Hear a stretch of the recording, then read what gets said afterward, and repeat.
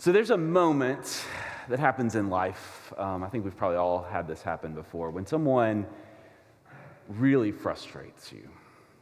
I know it's church, but we're telling the truth today. And so here's my truth. If you're like me, the first thing you start doing in those moments is you start writing the speech. You know, the one where you finally tell the person what's what. And you imagine it. There's a crowd in the cafeteria. They're banging on the tables, chanting your name. Someone's holding up a boombox that's playing the Rocky theme. And you go for it, and you get the full verbal takedown. And it's cinematic, and your hair is blowing in the breeze, and it's everything. But it never quite goes like that, does it? And even if you said it all exactly right, it might feel really good for a moment. But it doesn't remove the mess. In fact, it just gets the other person planning their own movie scene to get back at you, and on the cycle goes. Until that well-meaning friend leans in and says, you know what? You just need to forgive and forget. And you smile, you say something demure and mindful in that moment. But inside, you're still dreaming of that Rocky scene, right? Because forgive and forget doesn't get the cafeteria chanting your name. And so somewhere between the Rocky speech and the forgive and forget idea, we get stuck. The movies give us vengeance, and religion gives us this version of forgiveness that we're not sure really works in the real world, right? We don't want to be a doormat that never sets limits, that never says no more. Is the spiritual thing really to keep showing up, chin out, and boundaries down? It's amazing, right? And it's also amazing how often, this is just a little pastoral aside, it's also amazing how often forgive and forget gets aimed at those without power rather than the patriarchy on top, right? Interesting. But yet, forgiveness is at the heart of our story, and I'm very grateful for that personally. But as we continue our Faith Without Fear series, there's this question of how do we break the cycle of Rocky speeches without perpetuating harm or protecting the powerful? How do we learn to embody the heart of God who is love? And how do we practice forgiveness without enabling? I think if we dig in here, there's something for all of us. But before we go any further, I just want to name clearly the way that sometimes religion, in broken ways, has used forgiveness. Forgiveness weaponized to keep people in harmful relationships, to silence survivors, or to tell hurt people that the spiritual thing is just to sweep harm under the rug. And that is not what we're doing today. The God of love wants our liberation, not our silent suffering. And the path forward that Jesus invites us to is not enabling. It's about cycle breaking. And so if your story includes something like that, know that the God of love that we meet in Scripture is always on the side of the wounded. God is with you and for you, fiercely and protectively. And so hear everything today with grace. I would never presume to tell you what to do with your journey, with your hurt, or minimize what happened. There are things in life that are wrong and that deserve justice, period. And if the word forgive can never cross your lips about a particular person or thing, I understand, and God does too. And I will also say this, that I think there is a version of this that is actually for you, that can help heal, can help set you free, and that doesn't require you to ever sit across a table from anyone, and certainly not to endure harm. It's a way forward that can break the cycle with the transforming power of love. And that's what I want to spend today talking about. Because I still wrestle with this question myself, but I truthfully have learned a lot in the wrestling. Like that exchange that we saw on our video today from Matthew 18, where Peter comes up to Jesus. Like, Peter is the patron saint of kids who want to be right about everything. And so Peter walks up to Jesus and says, "Lord, if another member of the church sins against me," that does happen in church, just FYI. If another member of the church sins against me, how often should I forgive? As many as 7 times? Peter's going for like a gold star here, because the rabbinic teaching of the time was 3 times. 3 strikes, you're out. That's a lot. So Peter doubles it and adds 1, 7, which is a lot of forgiveness, right? But Jesus says to him, not 7 times, but I tell you, 77 times. What? My response to Jesus in this moment is exactly, I think, what Peter's probably was. Jesus, that is absurd, right? And like dangerous, maybe. And that is way more forgiveness than I budgeted for Bartholomew, all right? We all know Bartholomew.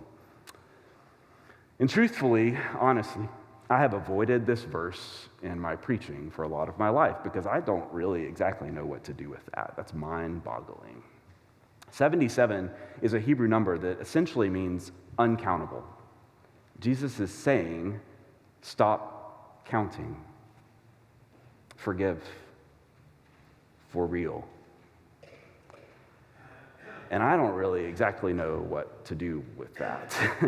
Is Jesus really saying that we just forgive and keep forgiving forever? For a long time, I left this verse alone, and today's the first time actually I've ever preached this verse, and so bear with me, we're working this out on the fly as we go here. But I started to wonder if maybe Jesus might be saying something more honest about love and about cycles of harm than I have been ready to hear. And so I'm not saying I've got it all figured out, but here's what I think this 77 times thing might be pointing toward. See, the Greek word for forgive in Matthew 18 is charizomai, to cancel a debt. You may have heard the Lord's Prayer, forgive our debts as we forgive our debtors. It's that word, charizomai, to cancel a debt. And this is an important idea because charizomai, to cancel a debt, means that a debt has been accrued. It's not pretending that there's not real injury. The debt is real and it is legitimately owed. But charizomai means that I'm choosing to no longer wait to collect it. Even if a perfect Rocky scene moment happens, it cannot repay fully what is owed. And so maybe I'm just done waiting for that cinematic moment to pay me back. I mean, I could stand there with my debt bucket extended, waiting for the person who hurt me to come back and fill it up. But most of the time, that person can't. They never could. They don't have that to give. And so there I stand in my life, waiting for the one person to fill my bucket who can't. And so I spend the rest of my life waiting with this empty bucket, holding it out to other people in my life, trying to get them to fill it for me, other people, other relationships. Or I can do something else with that debt. And that something else doesn't make it right, what happened right, but it reminds us that we have a choice. I can stop waiting. The past can remind me, but it doesn't have to define me It doesn't have to control my present or my future. I can charizomai and put the bucket down. And it's not just the big wounds in life. To love anyone at all is to incur debts that never fully balance. And that's just what love is often, even the good kinds of love. And every debt that we don't deal with starts a cycle. The hurt we don't cancel, our kids end up paying interest on, or our partners, or our friends, or ourselves. The cycle is older than us, and often it is older than the person whose debt we've been carrying around. And so Jesus says 77 times, stop waiting for the numbers to even out. There is no number. Grace doesn't run on a series of tally marks. And it's not others who could ever fill our bucket anyway. When we know where healing truly comes from, and grace upon grace can come from, and it will, infinitely more than 77 times, grace will come. We can keep showing up in this world where the books will never balance until that day they do. But until then, we can choose to be the one who breaks the cycle, who refuses to pass the empty bucket forward and the harm that goes along with it. And so Jesus in this moment to Peter sounds very counterintuitive, but it just might be freeing.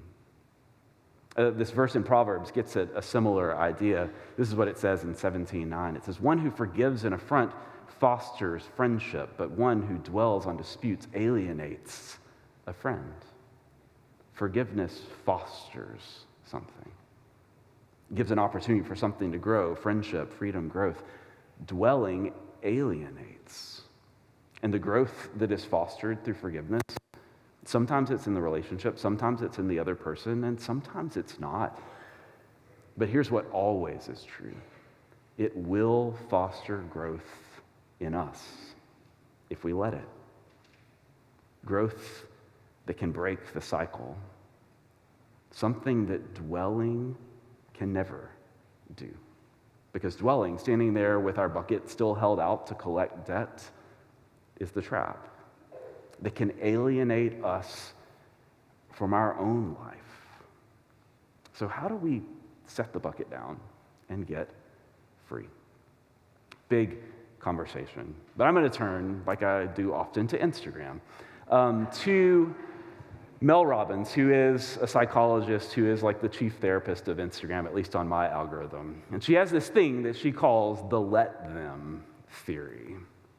She has a book about this. And so you can see just in the title of that, maybe where this is going, but there's two parts to this theory.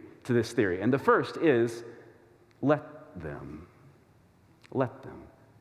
Let them be who they are, with their limited emotional vocabulary, their bad day, their unprocessed stuff. We control a lot less about other people than we would like. Not that we let harm perpetuate, but that we are clear on what is them and what is us. Let them. But here's the part where that flips. Therefore, let me. Let them, but let me do my work. Let me build a life so well-rooted that one person's incapacity can't uproot me. Let me cancel the debt, not because they don't owe it, but because I'm no longer organizing my life around waiting for them to come back and repay. The past can remind us, but it does not have to define us, right? Let me be where the cycle stops. Let them and let me.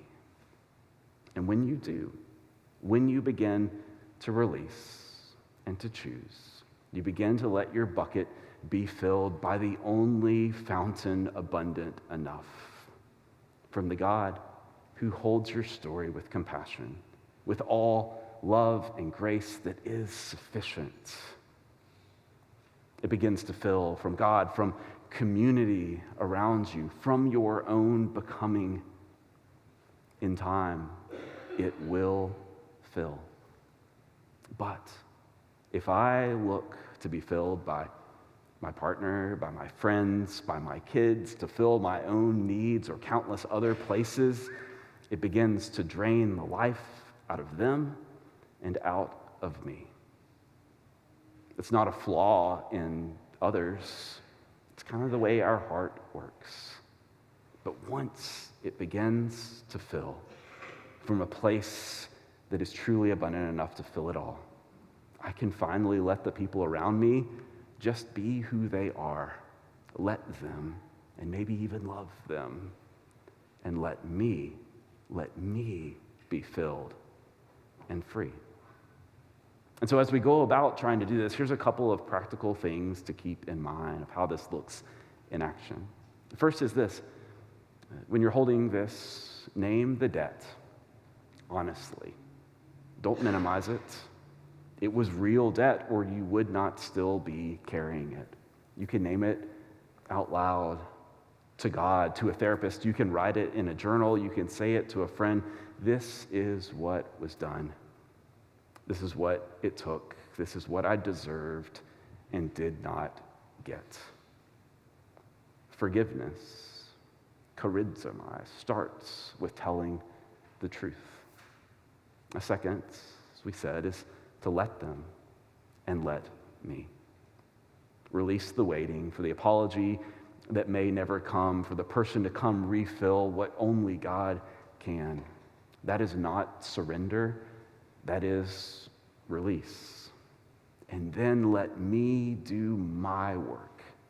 Go to God. Go to therapy. Go to community. Build a life with so many sources of love that no one wound can uproot you. And let me be where the cycle stops. And the third, this is important, forgiveness does not equal access. Right? You can release someone and never reconcile. You can cancel a debt and still file the report, still keep them out of your kids' lives. Love and abuse cannot coexist, period.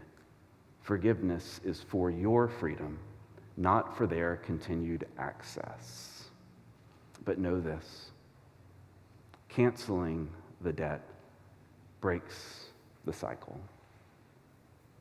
Every choice to cancel a debt that we might make breaks the cycle and fosters growth that only love can do.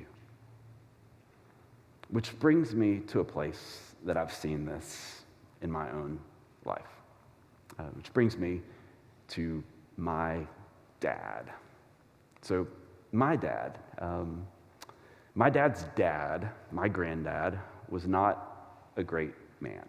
I'll just leave it there. He had a serious drinking problem when my dad was a kid, and there was harm in the household, and my dad grew up in that, carrying all of it.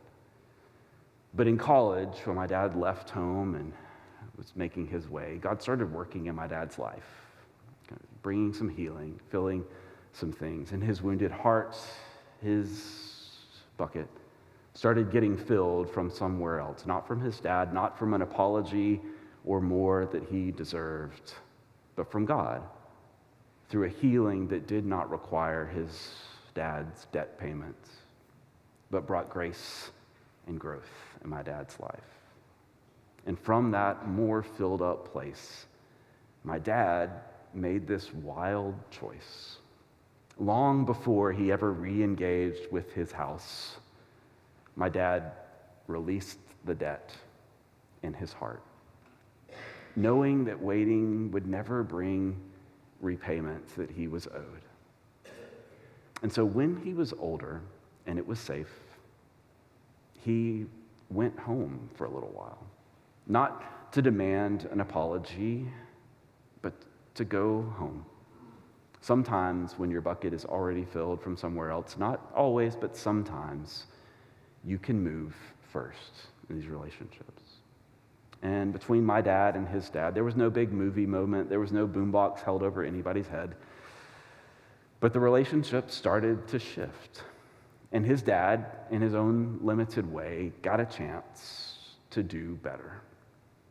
Not long after my dad went home, his dad had a stroke, a bad one. And my dad was there and cared for him in the last days of his dad's life. The very man who had wounded him, my dad cared for with compassion. He learned along the way that his dad had never finished junior high school, that he was pulled out of school as a kid and put to work by parents who may have taken advantage of him, and his future derailed. And he carried that resentment his whole life, my grandfather did, and it came out sideways at people he loved. Hurting people hurts people, as you've heard. The cycle that my granddad was in was older than him. It was generations old. And on the other side of releasing the debt, my dad found something he never expected to find for his father. He found compassion for him. The ability to see a man who was caught in a cycle, who had been hurt himself, and most surprising to my dad, to even love his dad. A few years ago, my dad told me something that I'd never heard from my dad's story. He said to me, you know, in my whole childhood and high school, I played football. And my dad said, in my whole childhood and high school, my dad came to one of my football games.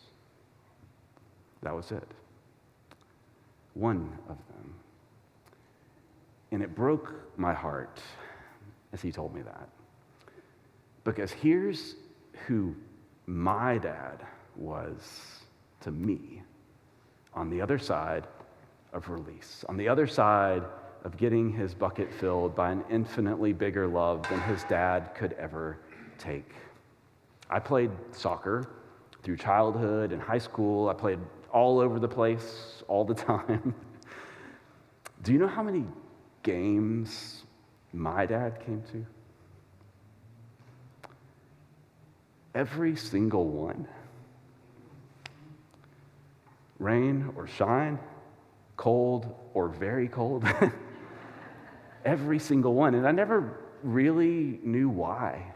He was just there. He always made sure to be there. Every single one. But when my dad told me that, I knew.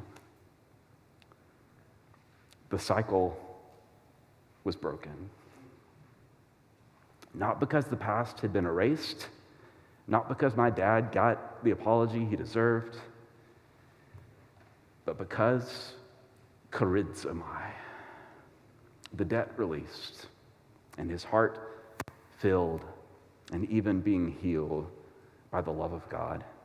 And from that overflow of love, my dad had enough to release what could never be repaid, and enough left over to show up for me in a way that broke the cycle.